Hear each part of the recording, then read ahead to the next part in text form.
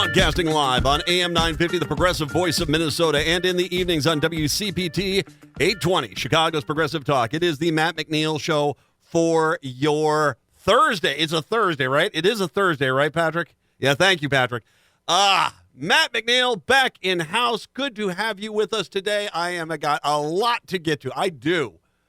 First of all, first things first. To Greg, to JP, to Nance, to Brett, to everyone that filled in while I was gone, thank you so much. A lot to talk about and just so much that I will get to here. But if you'll understand in a second why I'm going to put off the recap of the vacation until later on in the show when I introduce my next guest. Generation Z is going to change a lot of things. The very first congressman who is Generation Z is kind enough to join us right now from Florida's 10th Congressional District. It's Representative Maxwell Frost. Representative, thank you very much. I really appreciate the time. Hey, of course. Thank you so much for having me on, Matt. Really appreciate it. Well, I do appreciate it. I'm Generation X, and my generation was the generation of, why are we doing things like this? Your generation, I got 3 Generation Zers. Your generation is basically, we're going to fix this. And so the fact that you're in there, we're starting to see Generation Z and at a very young age, which makes me feel like a loser. But the fact that you're in there and you're working for the American people right now, God bless you. What a wonderful job, my friend. Thank you. I really appreciate it. And I got involved in this work when I was 15 because I didn't want to get shot in school. And what you said is right. Generation Z, the inspiring thing, and the thing that sets our generation apart from other generations is since birth, we've been immersed in social media and the internet. And it's a double-edged sword, right? I think what it does is it creates a hyper-aware generation. We see all this trauma around the world and here in our own communities. And the good thing is a lot of Gen Zers are asking the questions, how can we change that? How can we make this better?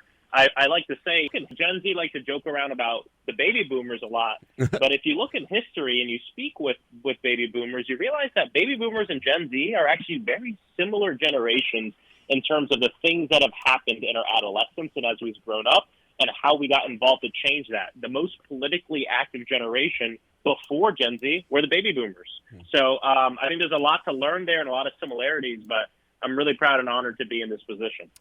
You, if you don't mind, let's go back a few days in time here. President Biden announced he's not going to run. Kamala Harris, the vice president, is basically announces her campaign. Talk, first of all, your feelings with Biden stepping aside, and then, why you ran to support Harris. Well, I appreciate the question. And the first thing I think is always important to say is, look, Joe Biden is going down in history and is one of the most effective presidents we've ever had in our country's history. Amen. Yes. And not just that, but also the most progressive president we've ever had in our country's history. And I think we as a country really owe him a debt of gratitude. And when I first got elected, I was backstage, and right after I gave my speech, my best friends came back there. I'm not going to lie. We took a little shot of a drink. And then right after I put that cup down, I'm getting a call from a blocked number. I answer, and it's Joe Biden. And so I had to, sober up real quick. But no, I answered it. And, the president told me, he was elected to the Senate at 29. He was actually elected he was a few days too young. He had to wait a few days to be sworn in. And it's just amazing to see his entire life of service. And so I just have to really put that out there. I have a lot of respect and admiration for Joe Biden. I've gotten to know him and work with him just in my freshman year, and I feel really honored to be able to say that I've done that. I know this decision was hard for him. He asked me to be an advisory board member of his presidential campaign. And so during that period, I really, I didn't take part in the public discourse much. I just said, look, whatever the president decides, I'm with him. And that's really how I felt. Whatever he would decide to do, we would go and do that. And he made a hard decision. And I think, again, he will go down in history for making this decision. Someone who has said, you know what, I think it's time to pass the torch. We look in history, and one of the reasons we revere President George Washington is because he set the standard for the U.S. presidency when he knew when it was time to give up power for the greater good of democracy. And that's what Joe Biden did. It's what he felt that he did. And I think in history we'll tell that story too. So I'm a big Joe Biden fan, especially as a most progressive president in the history of our country. And look, his record, guess who was there every step of the way?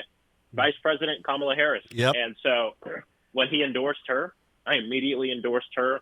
Got the call from the campaign manager who, asked me to continue on as a National Advisory Board member, but for the vice president, I said, hell yes, let's go win this thing and let's build off of Joe Biden's amazing record and Kamala Harris's amazing record. Let's go win this thing and make sure that we reject another 4 years of this, far right-wing neo-fascism in the form of Donald Trump. And let's elect the first black woman to be president of this country who's going to focus on these principles. And so that's why I went right over to support the vice president. The last thing I'll say is, the first bill I wrote was to create this federal office of gun violence prevention.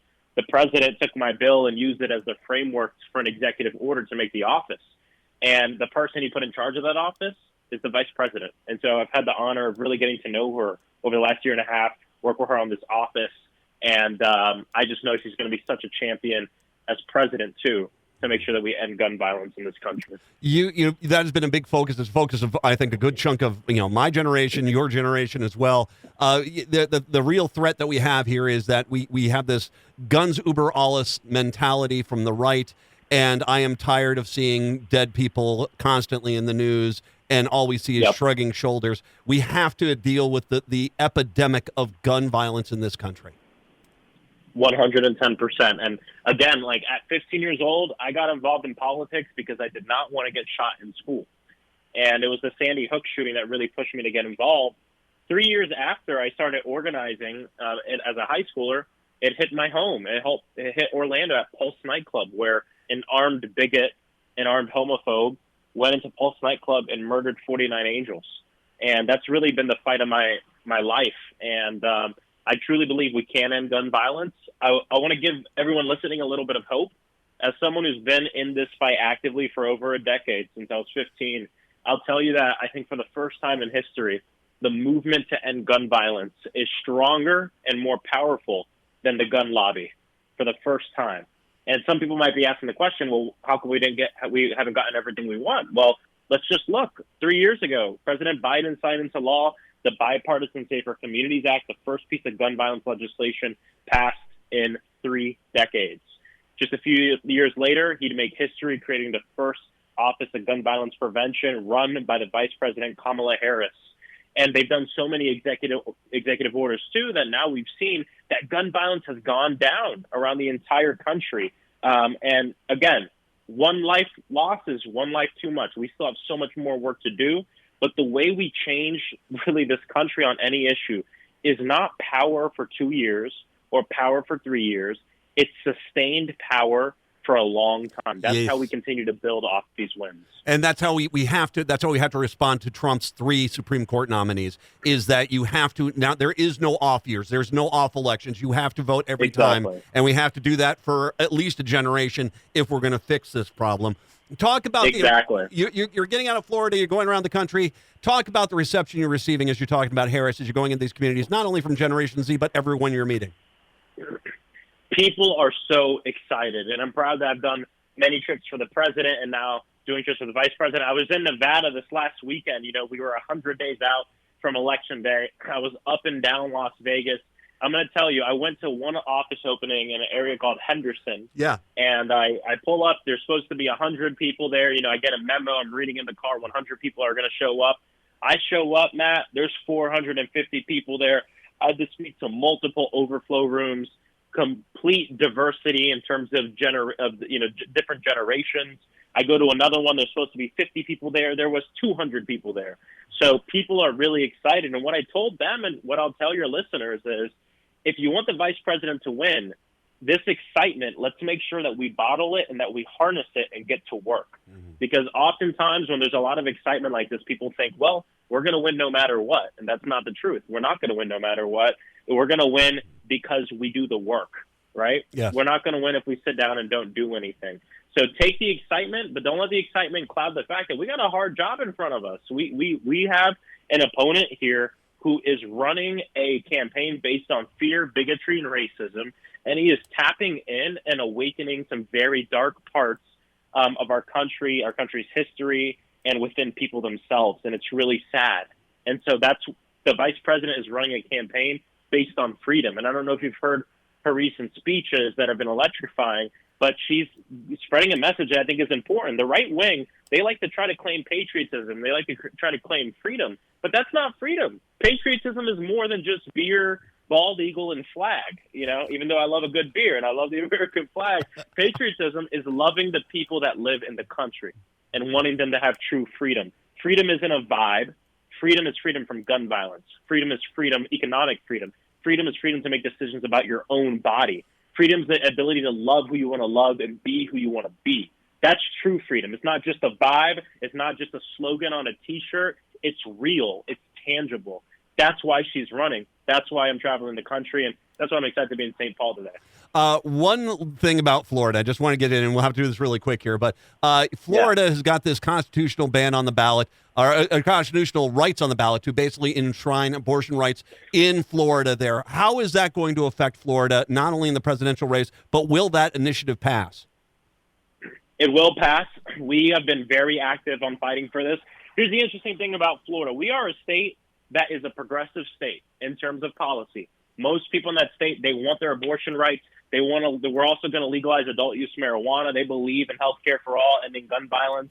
But we have a problem when it comes to candidates. A lot of those same people will then go and vote for a candidate who's against all those things. So we got a lot of work to do. But when the question is on the ballot directly, the progressive measure will win 10 out of 10 times. And just look, in the last 3 cycles, we passed voting rights for over 1.6 million people with previous felonies. We got them the right to vote in Florida through ballot initiative, $15 minimum wage, medical marijuana. And this November, we're going to pass recreational marijuana, and we are going to codify abortion rights in our state. It's polling over 62%. The threshold is 60%. We feel good about that. But again, it's not going to be because we're sitting back or anything. We're out there working. We're making sure that this is going to happen. Representative Maxwell Frost, the first generation Z Congressman, Florida's 10th Congressional District, the Orlando area. Congressman, welcome to St. Paul. I hope you have a wonderful time. By all means, you're more than welcome back on this show anytime you like. Thank you so much, Matt. Have a great day. Thank you very much. Congressman Maxwell Frost, kind enough to join us. Florida 10. Dang, you can see why that kid at 20, and I say kid because I'm 55, 27 years old. He's outstanding. He's going to be in politics for a long time to come. Fantastic. Let's take a break. We'll come on back. It is the Matt McNeil Show here on your Thursday.